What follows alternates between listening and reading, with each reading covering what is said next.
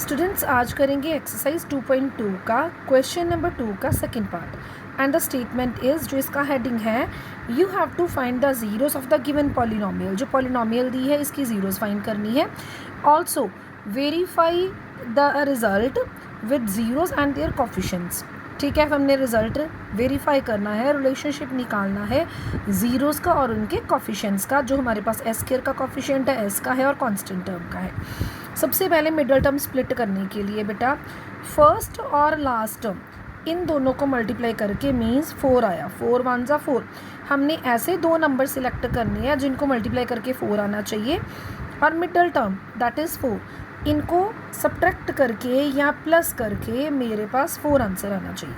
तो ऐसे दो नंबर बेटा होते हैं 2 2 ज़ा 4, इनको प्लस करके भी मेरे पास 4 ही आता है। हमेशा फर्स्ट टर्म बेटा सेम लिखते हैं, लास्ट टर्म भी सेम लिखते हैं, मिडल टर्म का जो साइन है वो भी सेम लिखना है। ठीक, अब 2 और 2 दोनों को ऐड करके 4 बन रहा है जो मिडल टर्म है।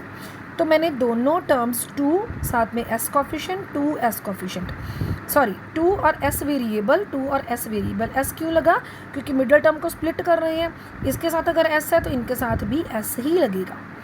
अब अगर इन दोनों को ऐड करके मिडल टर्म बन रही है तो जो साइन यहाँ सेकंड टर्म का है वही सेम साइन थर्ड टर्म का मीन्स दूसरे फैक्टर का आ जाएगा। अब इन दोनों में से टर्म्स कॉमन लेनी है, इन दोनों में से टर्म्स कॉमन लेनी है।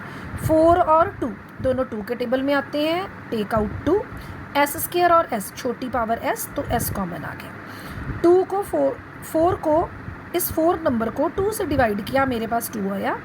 एस स्क्वायर को एस से डिवाइड किया तो मेरे पास एस बचा। ये साइन सेम आया, 2 कॉमन एस कॉमन, मतलब पूरी की पूरी टर्म कॉमन। जब पूरी टर्म कॉमन आ जाए वी आर लेफ्ट विद 1 बचेगा। ये साइन जो भी है, अगर माइनस है तो माइनस लिख लो, प्लस है तो प्लस लिख लो। अब 2 और 1 दोनों बेटा 1 के टेबल में ही आते हैं। अब माइनस कॉमन, 2 को 1 से डिवाइड किया, मेरे पास 2 बचेगा। ये वाला S as it is. Plus है, प्लस कैसे बनता है बेटा? 2 माइनस से। अगर एक माइनस यहाँ पर है, एक माइनस यहाँ आ जाएगा, मीन्स प्लस में से माइनस कॉमन लिया, we are left with negative sign, minus बच गया। ये 1 कॉमन, अंदर कुछ नहीं बचा, मतलब 1 आ गया। ये दोनों ब्रैकेट्स बेटा हमेशा सेम आनी चाहिए, देन हमारा क्वेश्चन यहाँ तक करेक्ट है। अब ये ब्रैकेट पूरी की पूरी कॉमन ले ली, 2s माइनस 1, अंदर क्या बचा? ये वाला 2s और ये वाला -1, 2s माइनस 1 मेरे पास बच गया। अब मैंने निकालनी है ज़ीरोज़।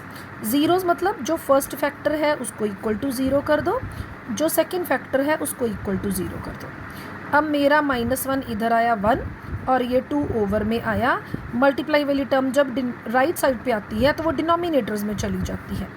सेम प्रोसीड यहाँ पर किया, -1 इधर आया 1 और 2 ओवर्स में आ गया 1/2। मेरे दोनों फैक्टर्स जो दोनों ज़ीरोज़ आई हैं वो सेम आई हैं। s equals to 1/2, s equals to 1/2। अब मेरी बारी आती है वेरिफिकेशन की।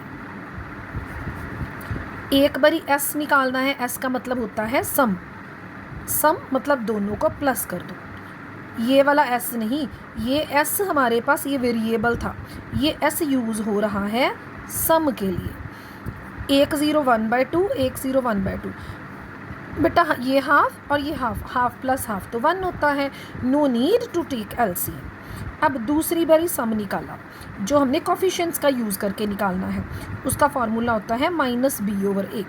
अब इस इक्वेशन को कंपेयर करके पहले ABC की वैल्यूज़ निकालते हैं। ये मैंने जो पॉलिनोमियल है, इक्वेशन नहीं सॉरी बेटा पॉलिनोमियल, मैंने पॉलिनोमियल लिख दी। जो एस स्क्वायर का कोफिशिएंट है वो a होता है, जो s का कोफिशिएंट है वो b होता है। ठीक है, s स्क्वायर का कोफिशिएंट a, s का कोफिशिएंट -4, और जो कांस्टेंट टर्म है c वो है मेरे पास 1। -b/a मेरा फॉर्मूला, माइनस ये वाला सेम लिखा, b की वैल्यू -4, a की value 4, minus minus plus 4/4, both will cancel, we get 1, मेरे पास 1 आ गया। अब ये दोनों मेरे पास सेम आ गए, मतलब मेरी वेरिफिकेशन फर्स्ट वाली डन होगी। दोनों s सेम आ गई, ये भी 1 है, ये भी 1 है। अब बात आती है प्रोडक्ट की।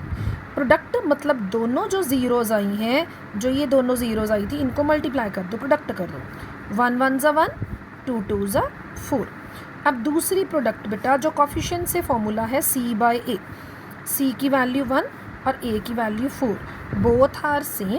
ठीक है, ये दोनों सम सेम आ गए, दोनों प्रोडक्ट सेम आ गए, तो मेरा क्वेश्चन ट्रू हो गया, हैंस वेरीफाइड। ओके बेटा।